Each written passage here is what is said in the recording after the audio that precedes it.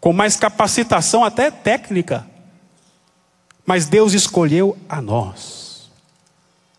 Escolheu a nós. Só de pensar nisso, já temos aqui a oportunidade para fazer uma oração de cura da baixa autoestima. Eu fui escolhido por Deus.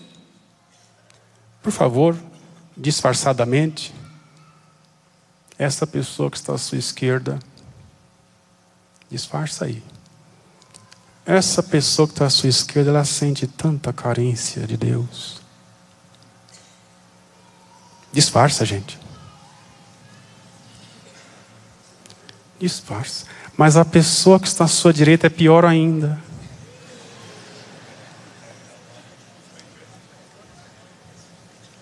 E nestes dias na Canção Nova, quanta gente fez foto de alguém que é pior ainda. Selfie.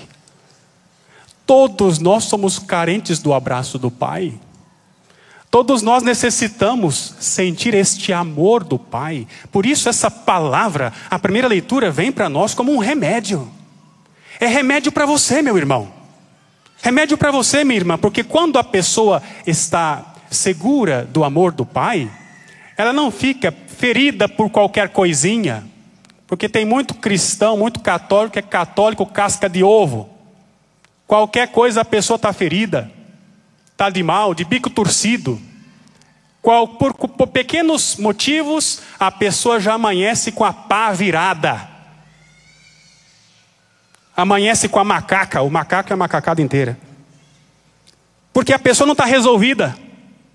Nós precisamos pedir ao Senhor, pedir ao Espírito Santo, que nos resolva quanto à nossa identidade. Encontrar a nossa identidade, o irmão, a irmã, inclusive o ministro da música do Senhor, que sabe com clareza a sua identidade, ele não vai se perder em qualquer caminho que seja. Vou dar um exemplo de um filho músico que veio contar para mim que ele fez a consagração do seu ministério a Deus e queria dedicar toda a sua vida, toda a sua missão, a sua música, a sua arte, e é um instrumentista daqueles.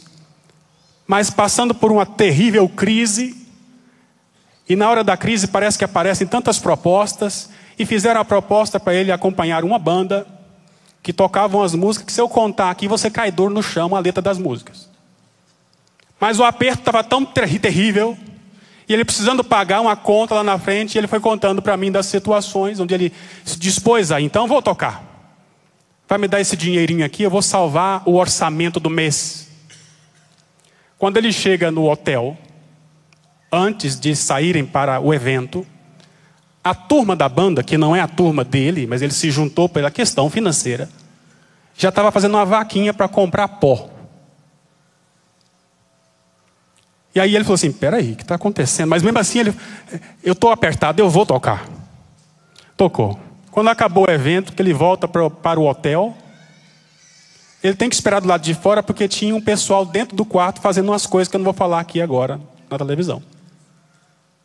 E aí ele falou assim, padre, e agora? Eu respondi para ele, olha, a crise é financeira, mas a crise não pode ser de identidade. Nós não podemos ter crise de identidade no chamado que Deus nos fez. Porque se a nossa identidade está misturada, está disforme, eu começo a agir de maneira que eu nunca pensei que poderia agir. Hoje Deus quer dar a mim e a você a segurança da nossa identidade. Quem sou eu? Eu sou propriedade de Deus. Estou quase respondendo a música da Celina. Se fosse ela para fazer a pregação, eu ia cantar Quem é você? Ah, está ali você, Celina. É uma música muito bonita. Quem sou eu? Eu sou propriedade, um povo particular, escolhido por Deus. Reze comigo então assim, Senhor Deus, eu aceito, eu tomo posse, eu sou escolha tua, propriedade tua. Eu te pertenço, meu Deus. Obrigado, Senhor. Pois bem, quando a pessoa tem a identidade assegurada, ela consegue trabalhar a humanidade. Um grande problema também, talvez, de alguém que começa na caminhada assim, é de pensar, eu quero ser santo logo. Santo Inácio de Loyola tem uma expressão muito interessante. Ele diz assim: primeiro eu tenho que ser gente, para depois ser santo. Primeiro o homem, depois o santo. O grande problema é que para formar o homem eu preciso saber quem eu sou. Deus está dando aqui já a primeira receita, o primeiro remédio, a primeira injeção de vida, para que nós saibamos quem somos. E assim, com a humanidade, pelo menos estruturada, pelo menos sob uma base, eu consigo olhar para frente. O nosso foco é a santidade. Nós não estamos aqui apenas para lutar por um mundo justo e fraterno. Sim, temos que lutar por um mundo justo e fraterno. É necessário, sem dúvida, faz parte. Mas nós não somos deste mundo. O nosso foco é a santidade. Vivemos a justiça e a fraternidade aqui em função da eternidade. Em função da santidade. Deus te chamou para ser dele porque Deus te quer santo. Deus quer de você santidade. O foco é a santidade. A linha melódica da nossa existência foi composta para obedecer à tonalidade da santidade. Esquecer a santidade é perder o compasso, é desafinar. Para ajudar o entendimento disso, vale muito esse tempo maravilhoso da quaresma. Eu particularmente gosto muito da quaresma. É um dos períodos da liturgia que eu mais fico à vontade. Porque a quaresma nos ajuda, inclusive, a recordar que precisamos cuidar das coisas, cuidar da vida, cuidar de nós, mas em função das últimas coisas. A igreja nos ensina através dos novíssimos as coisas derradeiras, a morte, o inferno ou o paraíso. Você quer saber como uma pessoa viveu? Veja como ela morreu. Você consegue avaliar como foi a vida da pessoa pelo modo como ela morre. Não é pelo modo como ela vive. Uma pessoa vem e fala para mim: padre, não adianta rezar não. Quanto mais eu rezo... Acho que a pessoa veio aqui para a Canção Nova e falou para vocês. Quanto mais eu rezo, mais assombração aparece. Não adianta rezar não, padre. Olha só o fulano lá. Eu rezo, estou aqui sofrendo e fulano não reza nada e tem uma vida tão boa. Parece que está rindo sempre. E eu respondo: não julgue a vida da pessoa enquanto ela estiver viva. Veja como ela morre. E eu fico me perguntando como será o primeiro grande velório de um cantor ou cantora da música, em referência no Brasil, ou como foi na sua paróquia. Veja como a pessoa morre, porque a partir do modo como ela morre, você sabe como ela viveu. Vou dar um exemplo claro, o exemplo de São João Paulo II, que eu ouvi pessoalmente o Papa João Paulo II cantar Emmanuel. Isso me deixou profundamente impactado, quando eu o ouvi pessoalmente cantando com uma multidão de jovens, Emmanuel. Aquele vozeirão bonito dele, não? O modo como ele viveu foi totalmente ressaltado no momento da morte. Era um idoso que para alguns era chamado de decrépito, mas no leito de morte, moribundo, a principal atração, quem ele atraía mais, eram os jovens, que ficaram em vigília esperando o último suspiro de um santo. Quer saber como a pessoa vive? Veja como ela morre. Então nós temos que se preparar para a morte. Eu perguntei aqui o ano passado quem já tinha rezado para morrer. Alguns aprenderam, né? Quem aqui já rezou para morrer? Deixa eu ver, levanta a mão. Quem já rezou para morrer? Pelo amor de Deus, não? Quem já rezou para morrer, levante a mão, por favor. Pai eterno. Então, agora, põe a mão no seu coração. Respira fundo. Reza comigo. Santa Maria, Mãe de Deus, rogai por nós, pecadores. Continua. Parabéns, você rezou para morrer agora? Que beleza! É isso. A quaresma é o tempo oportuno para a gente se preparar para isso, pensando na nossa morte.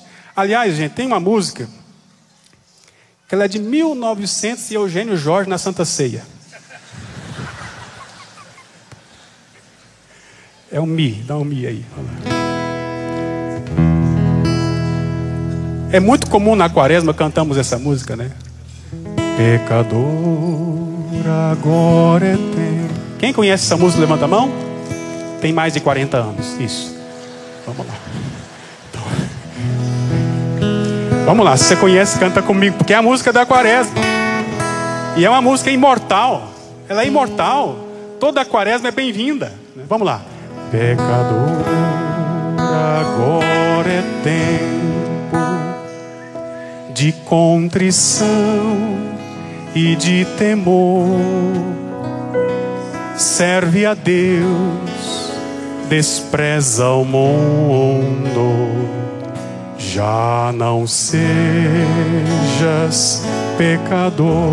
Serve a Deus, serve a Deus, despreza o mundo. Já não sejas pecador. Impressionante como uma música tão simples diz tanto, né? Depois tem a segunda parte que fala assim, ó: misericórdia vos pedimos, misericórdia Redentor,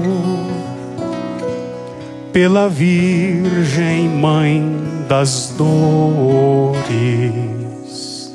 perdoai-nos, Deus de amor. E eu sempre cantei até aqui essa música. Aí um dia eu fui em missão para o Ceará, mais precisamente no Crato. Aí lá no Crato eu aprendi a última estrofe, que eu não sabia que existia, mas que o povo lá do... Tem alguém do Crato aqui, do Ceará? Cearense, cadê o povo cearense? Pronto, Deus, aí, beleza. Lá no Crato. Eu aprendi lá a última estrofe, que eu fiquei impressionado. É aquelas nuances maravilhosas da fé que está na boca do povo sincero, do povo fiel. Talvez não tenha tanta elaboração teológica assim, mas o Papa Francisco falou muitas vezes, né, que há também teologia na boca do simples. É só saber interpretar, fazer exegese, né? E lá no Ceará eu escutei eles cantando assim, ó: os que estão lá no inferno. Até tremi quando cantou isso aqui, que eu nunca tinha visto uma música que falava dos que estão no inferno. Os que estão lá no inferno não pensavam de lá ir, e lá choram e lá gemem, pois não podem mais sair. Ah, Maria, quando eu canto me dá um gelo. Os que estão lá no inferno nem imaginavam que podiam chegar lá, e lá choram e lá gemem, pois não podem mais sair. Nós precisamos sempre recordar que a nossa vida aqui é passageira. Um dia todos nós vamos prestar contas diante do Senhor. E diante do Senhor, diante da palavra dEle, diante do julgamento dEle, será decidido nosso destino eterno. Pensar no céu, pensar no inferno é fundamental para que nós possamos caminhar na santidade. Não, isso não é coisa antiga, não, isso é doutrina da igreja. Jamais perder o foco da santidade e pensar nisso. Veja, por exemplo, nós estamos no ano mariano, e aqui no Brasil recordamos os 300 anos do encontro da imagem, né? Os pescadores encontraram a imagem de Nossa Senhora no Rio Paraíba, aqui pertinho. Mas nós também recordamos o primeiro centenário da aparição de Nossa Senhora a 3 crianças em Fátima, Portugal. É interessante observar o processo de decisão pela santidade daquelas 3 crianças. Para que elas se decidissem radicalmente, é testemunho que a irmã Lúcia deixa nos seus escritos. Ela conta que aquilo que de fato decidiu para o coração deles o caminho para a santidade foi quando Nossa Senhora mostrou às criancinhas o inferno. Quando as 3 crianças tiveram a imagem do inferno, Nossa Senhora mostrou, revelou para elas. Elas ficaram com tanto medo, tanto pavor, mas tanta dó, por ver a dor daquelas almas que estavam condenadas para sempre, que quando terminou a visão, as 3 crianças se decidiram radicalmente por santificar-se pela conversão dos pecadores. Aqui olha só como se define o ser. Santificar-se pela conversão dos pecadores. Era interessante que as 3 crianças, por causa disso, adquiriram uma tal noção de renúncia, de sacrifício. Por exemplo, teve uma ocasião que as 3 resolveram fazer jejum de água, ficar sem tomar água. E Lúcia, mais velha, vendo os priminhos com muita sede, com a boca seca, o propósito era de ficar o dia inteiro, mas a Lúcia tentou driblar um pouco o combinado e falou assim: não, nós vamos fazer jejum de água até chegar naquela aldeia. Nosso jejum vai até lá, porque ela estava pensando nos priminhos que estavam já até amarelos de sede. E os 3 disseram sim, sim, sim, sim, sim. Quando chegaram naquela aldeia, Lúcia pegou o copo com água e disse: pode tomar agora. E aí eles disseram: tudo bem, fizemos o jejum até aqui, por nós. Daqui para frente vamos fazer pelos pobres pecadores. Pelos pobres pecadores que não se converteram. Veja, quando entendemos nossa identidade, é mais fácil sacrificar-se. Alguém que tem o dom da música, mas que não tem em conjunto o dom do sacrifício, tem alguma coisa errada. Alguém que carrega em si o dom preciosíssimo da arte, da canção, mas não traz dentro de si o dom da renúncia, da oferta, de lágrimas escondidas, de sofrer em silêncio, de suportar as ofensas, de ter paciência. Tem alguma coisa errada aí, porque a identidade está ruída, está fragmentada.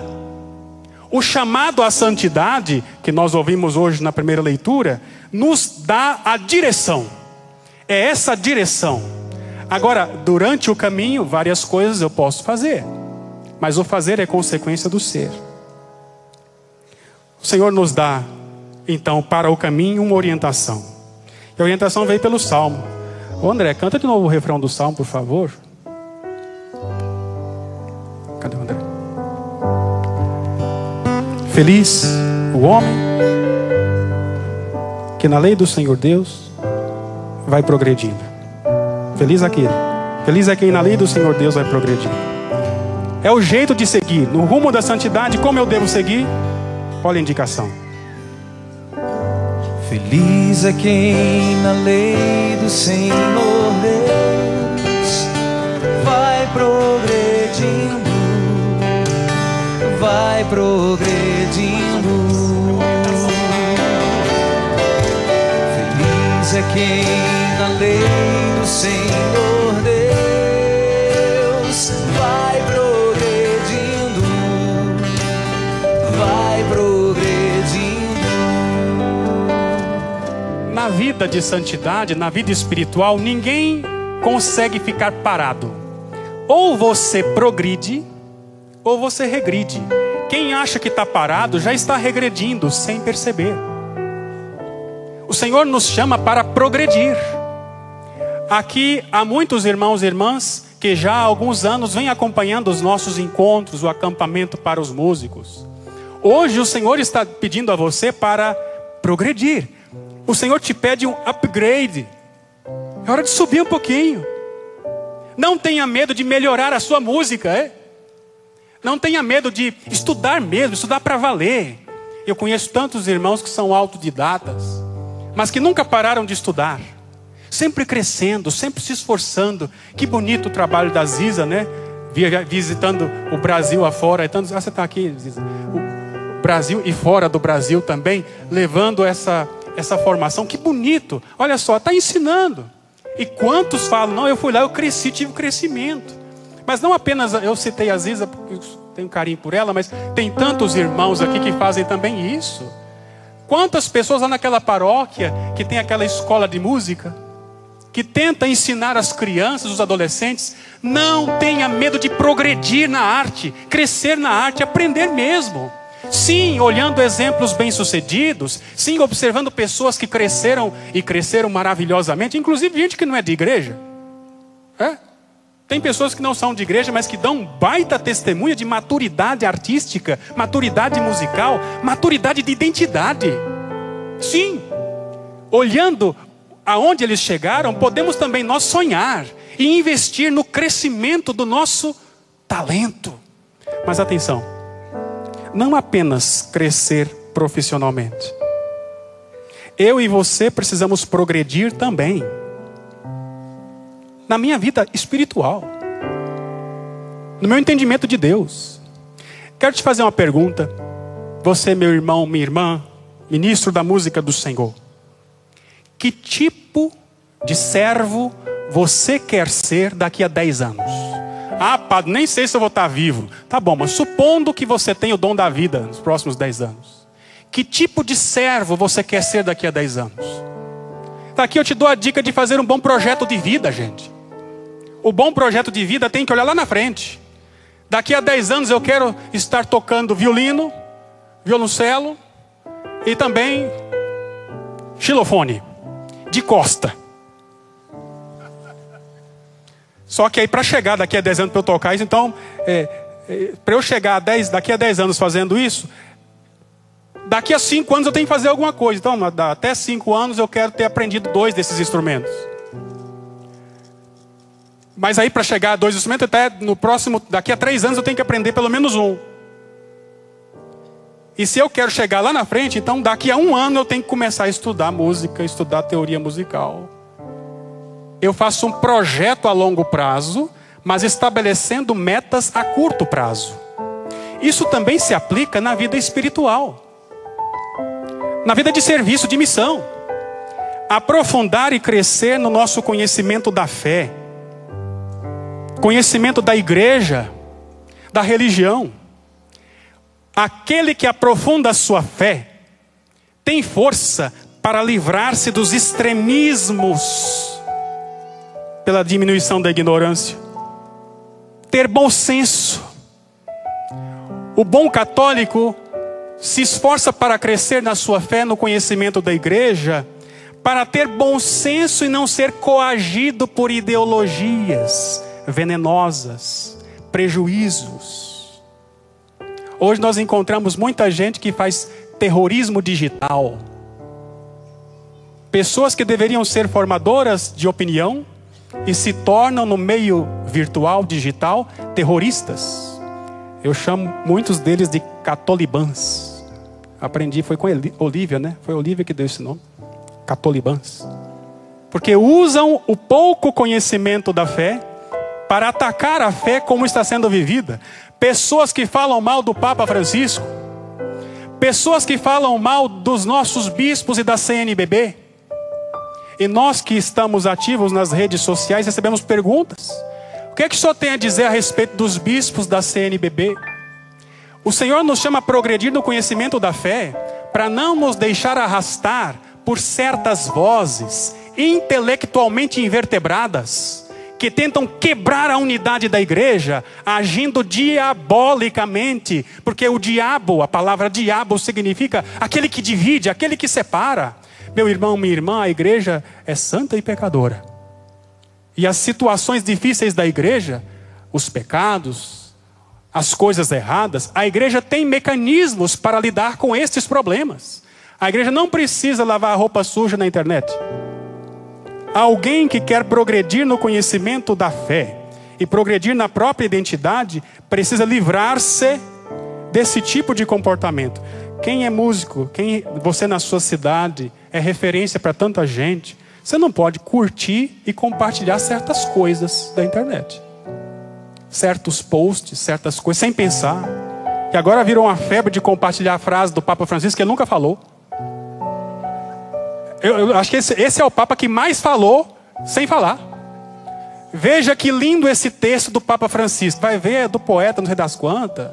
A pessoa compartilha sem saber. Ah, mas eu achei tão lindo. O fato de ser tão lindo não significa que é verdadeiro. Então nós que somos formadores de opinião, somos referência, nós precisamos tomar cuidado, porque o nosso comportamento digital o nosso testemunho digital precisa ser fruto da minha identidade espiritual.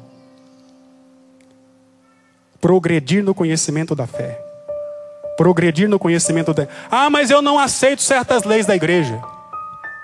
Ah, mas eu não aceito certas coisas que o Papa faz, que o bispo diz, que o padre fala. Eu não aceito certas coisas da igreja.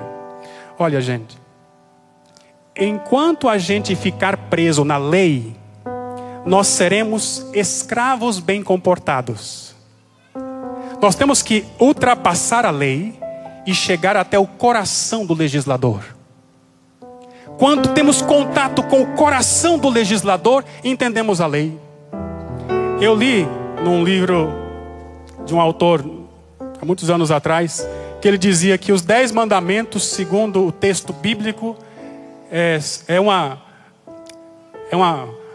expressão literária, psicologicamente desaconselhável. Porque os 10 mandamentos falam muito em não matar, não roubar, não. E a nossa psicologia se dá melhor com o sim. Se eu olho o texto, a letra pela letra, a lei pela lei, ela é morta e mata. Eu preciso ultrapassar a lei e ir até o coração do legislador. Quando eu encontro o coração de quem criou a lei, eu entendo a lei. Para entender a igreja, vá até o coração do Pai das misericórdias. Não tente julgar e entender as leis da igreja apenas pelo que os pastores falam. Os pastores nada mais são do que porta-vozes do coração do Pai das misericórdias. Quem não foi até o coração de Deus, jamais entenderá a igreja que Deus quis fundar através de Jesus Cristo, a igreja católica. Para isso, precisamos do Espírito Santo, né? Para acolher as coisas que Deus fala. Isso que Jesus falou no evangelho de hoje é terrível, é tremendo. Gente, até então, na Sagrada Escritura, era assim, ó, olho por olho, dente por dente. Escorregou é pancada. E eu conheço gente que é assim. Eu não levo desaforo para casa. Eu não engulo sapo. De repente chega Jesus e dá uma orientação diferente. Ele diz assim: ouvistes o que foi dito? Amarás o teu próximo e odiarás o teu inimigo. Eu, porém, vos digo. E toda vez que Jesus usa essa expressão, eu, porém, vos digo, ele se apresenta como o novo Moisés, que ensina e que legisla. Eu, porém, vos digo: amai vossos inimigos, rezai pelos que vos perseguem. Assim vos tornareis filhos do vosso Pai que está nos céus. Gente, fala a verdade. Amar o inimigo é cruel. Você conhece alguém chato? Aposto que você conhece, né? Você já encontrou alguém chato? Chato para burro mesmo. Aquela pessoa que é, meu Deus do céu, é suco de gueroba com jiló misturado. Você conhece alguém assim? Ah, essa pessoa é até suportável. Mas a pessoa que te ofende, que te fere. Ai meu Deus, por que esta frase do evangelho no acampamento para músicos? Nós que somos seres altamente sensíveis. É tão difícil para nós músicos amansar nossas emoções. Como é difícil amansar a minha emoção diante da traição de um amigo. Ai, como dói. Mas como dói amansar a minha emoção diante da calúnia vinda do próprio companheiro de missão. Que dor ter que suportar o colega que me fraudou, o amigo que roubou minha oportunidade na missa, no show e que até me difamou para ganhar a vez dele. Como é difícil passar por cima dessa emoção. Como é difícil suportar o padre que não me entende. O padre que me critica. Como é duro, como é terrível compreender aqueles que me julgam, que se relacionam comigo como juízes, e não como irmãos. Olha, irmãos, eu não nasci padre não, viu? E apesar de estar presidindo a Eucaristia indignamente. Eu também tenho sentimentos. E tem hora que é duro. É duro. Eu já passei por coisas difíceis demais. Perdoar não é fácil, não. Mas o Senhor está pedindo para nós amarmos. Ele não mandou gostar. Ainda bem, né? Porque gostar é diferente de amar. Eu só posso gostar de quem eu conheço. Mas eu posso amar quem eu não conheço. Nós podemos fazer uma campanha aqui para ajudar as crianças na Síria. E vocês estão amando com a doação, sem nunca tê-las visto, pessoalmente. O Senhor mandou amar, não mandou gostar. Gostar é um passo depois. Mas não é fácil. Padre, como é que eu faço para perdoar? Eu não consigo esquecer. Perdoar não é esquecer. Perdoar é lembrar sem doer. É quando eu lembro do que a pessoa fez, mas não dói. Vou dar um exemplo para você que aconteceu comigo. Agora já não é mais assim. É diferente. O Eugênio sabe disso. Fui na casa dele várias vezes. Hoje eu sei cozinhar, né? Já fui na sua casa, né? Você sabe que, né? Francamente. Mas eu não era sempre assim. Quando eu estava lá, antes de ir para o seminário, um dia eu fui inventar de fazer arroz. E como eu queria ser uma pessoa equilibrada, eu coloquei um copo de arroz, um copo de óleo e um copo de sal. Porque eu queria ser equilibrado. Né? É bom o equilíbrio. Imagina que maravilhas, né? Eu coloquei tudo, liguei a panela, coloquei o copo de arroz, o copo de óleo e o copo de sal, misturei. E enquanto estava cozinhando aquele negócio lá com um copo de água, eu fui cortar um tomate. E quando eu fui cortar o tomate, inexperiente como eu estava, a faca escorregou e atingiu meu dedo. Espirrou sangue. E, gente, doeu. Homem que é homem, chora também. Sangrou, doeu, infeccionou. Gente do céu, foi doído. Depois, quem quiser, eu mostro a cicatriz aqui. Doeu.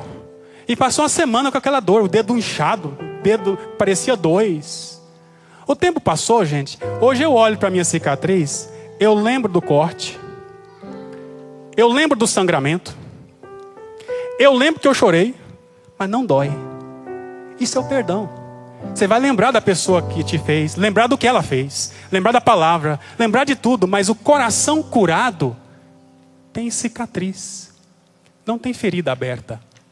O Senhor está pedindo a mim e a você: amai. Amai, essa é uma ordem muito séria.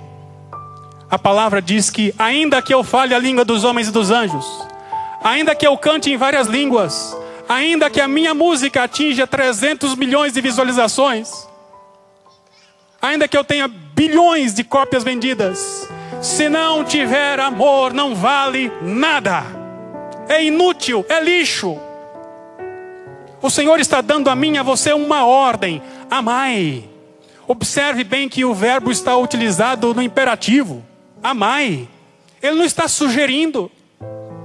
Amai vossos inimigos, rezai pelos que vos perseguem, porque só assim vos tornareis filhos. Falta na nossa humanidade a noção de um pai que me ama. Exatamente porque me falta a noção do pai, eu me torno maldoso com os irmãos, com os amigos. Uma criança que cresce sem pai, ela é mais frágil. A pessoa que começa e nunca termina, tudo que ela começa fica na metade. Falta aquela presença do pai. O pai é aquele que dá a firmeza, a vértebra, a estrutura para nós. Para isso, nós precisamos do Espírito Santo. Sem o Espírito Santo é difícil viver isso. O Espírito Santo já nos deu muito consolo através da palavra. Nos deu consolo através do Papa Francisco. Este mês o Papa se dirigiu aos músicos do mundo inteiro. Me permita citar um pequeno trecho da fala do Papa. Isso aqui é real, viu? Não é spam de WhatsApp, não. Ele falou isso no dia 4 deste mês, lá em Roma, para os músicos. Compositores estavam lá. Ele falou assim: queridos irmãos e irmãs, agradeço-vos mais uma vez o vosso compromisso no âmbito da música sacra. Quantos de vocês reclamam porque o padre nunca te elogiou? O Papa te elogiou aqui. Olha o Papa falando: agradeço-vos mais uma vez o compromisso no âmbito da música sacra.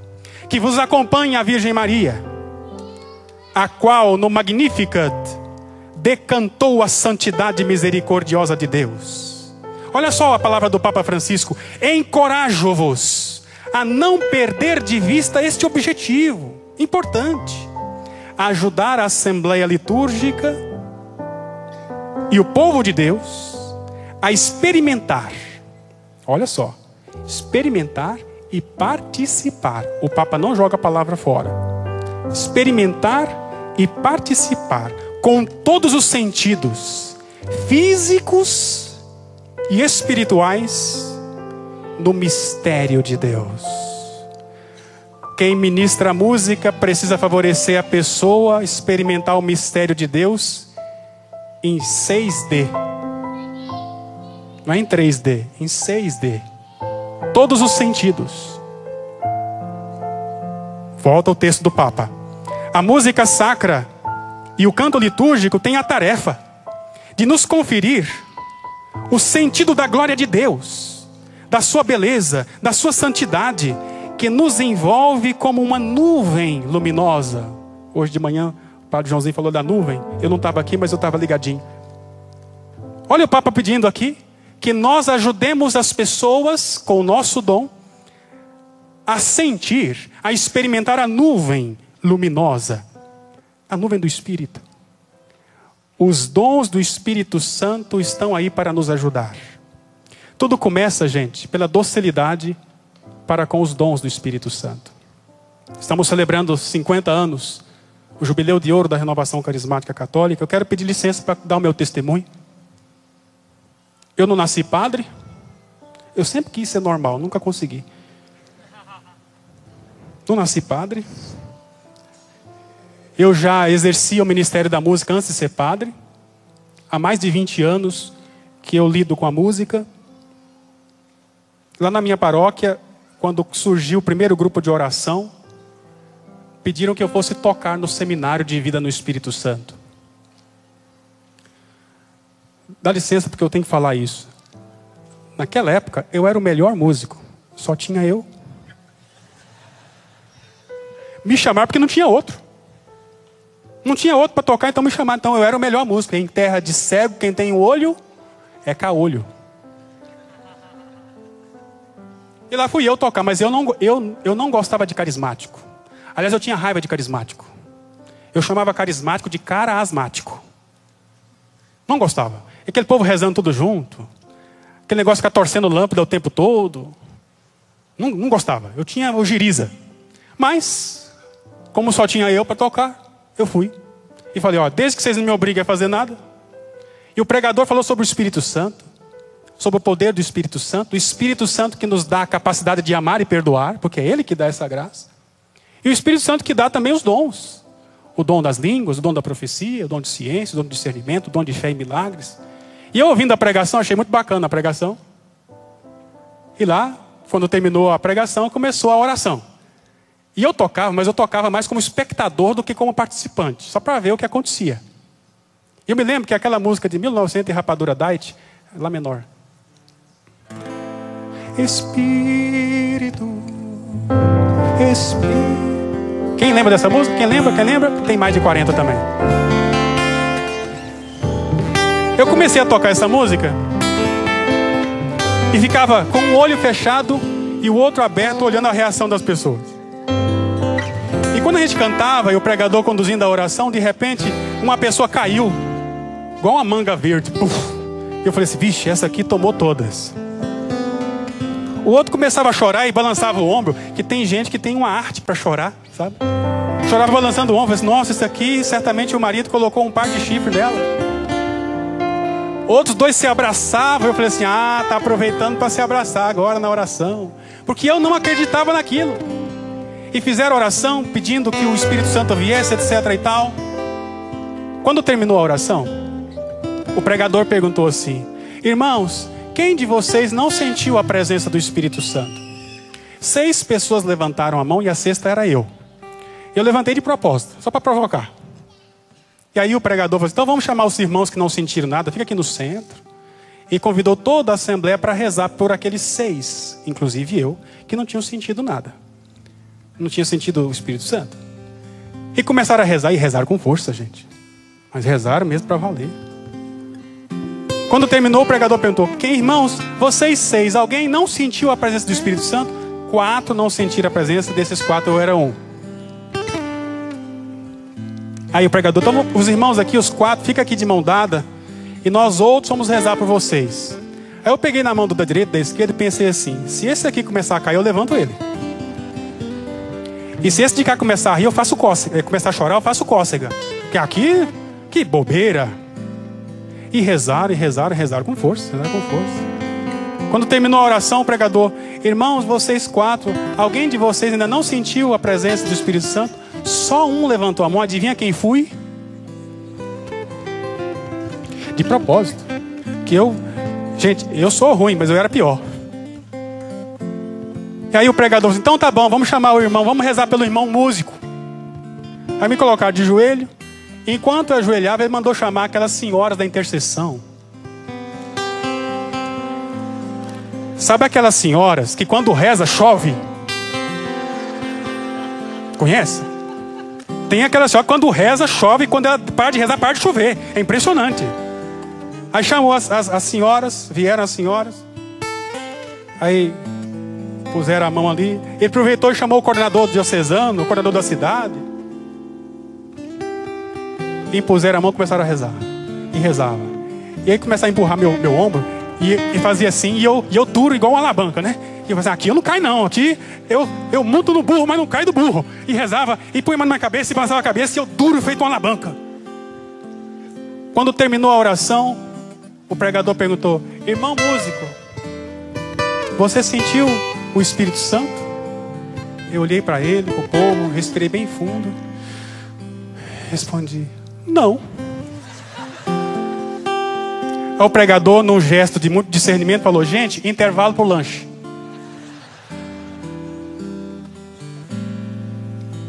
Uma semana depois, lá estava eu tocando a missa, porque eu era o melhor, que só tinha eu. Depois da homilia, eu estava sentadinho como eles estão ali, e eu estava com um problema que eu nem lembro que problema era. Eu comecei a conversar com Jesus e falei assim: Jesus, se aquilo que eles falaram sobre o Espírito Santo for verdade, eu aceito. E quando eu pronunciei o verbo aceito, eu comecei a orar no Espírito, sozinho. Aí eu dei um tapa em mim mesmo, falei: nossa, fiquei contaminado. E falei: Jesus, volta a fita, vamos começar de novo. Eu falei: Senhor, eu estou com um problema. Se aquilo que Ele falou do Espírito Santo, que Ele é capaz de nos ensinar a amar, a perdoar, se aquilo for verdade, Jesus, eu aceito. E quando eu disse aceito, eu comecei a orar. E graças àquela oração minha vida mudou. Foi graças ao batismo no Espírito Santo que eu descobri minha vocação. Graças ao batismo no Espírito Santo que eu estou onde eu estou. Hoje eu entendo por que Deus permitiu que rezassem por mim tantas vezes. Eu fui o único daquele seminário que recebeu 4 vezes a oração. Eu sempre me culpava, me achando, sei lá, um homem de coração muito duro. Mas hoje eu entendo. Parece que Deus queria acumular muito do Espírito Santo. Porque hoje, aos 40 anos de idade, eu conto mais de 27 países onde o Senhor me mandou para pregar sobre Ele, o nome dEle. Milhares de pessoas que eu já encontrei e dei o testemunho. Um padre de 17 anos de sacerdócio que depois de receber a oração, beijava o Santíssimo Sacramento e dizia: Jesus, eu te amo. Eu te amo, Jesus. Quanto tempo eu esperava para sentir isso? Eu entendi que nenhuma oração é vã. E nós podemos agora pedir esse Espírito Santo para nos ajudar a entender nossa identidade, para que a gente saiba como agir. O Espírito Santo que nos ajude a progredir na lei do Senhor Deus. O Espírito Santo que nos ajude a amar e perdoar. Peça o Espírito Santo você, do seu jeito. Fale com Ele. Aproveita. Essa é a hora, esse é o momento da graça. Fale com Ele, não tenha medo. Sim, Espírito Santo, aquilo que a Tua palavra diz é verdade, eu quero viver, mas é tão difícil. Ajuda-me, Espírito Santo. Ajuda-me, Espírito Santo. Vem, Espírito Santo, com unção. com poder. Batiza-me, Senhor, no Espírito, para que eu reconheça a minha identidade. Vem, Espírito Santo.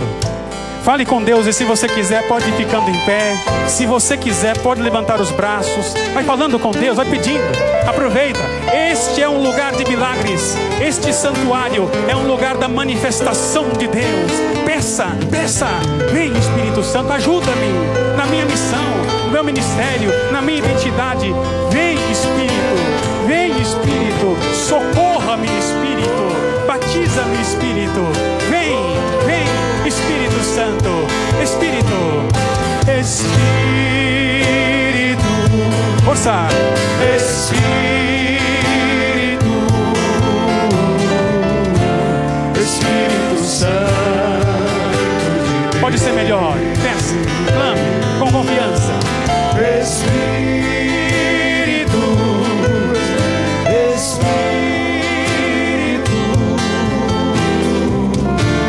Espírito Santo de Deus. Mais uma vez, de toda a alma.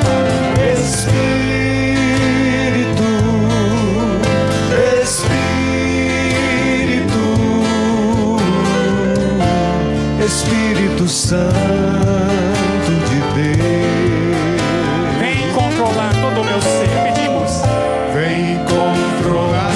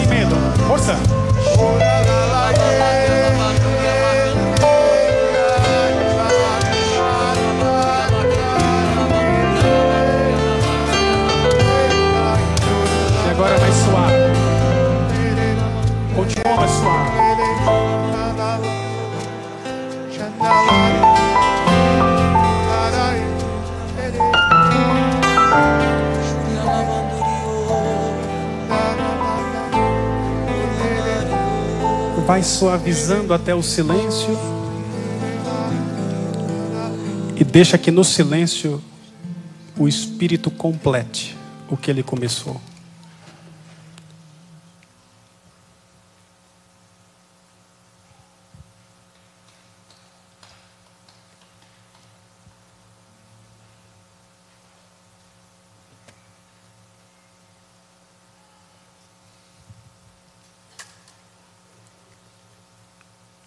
Que se cumpra e realize na tua vida o que Deus te revelou e te disse.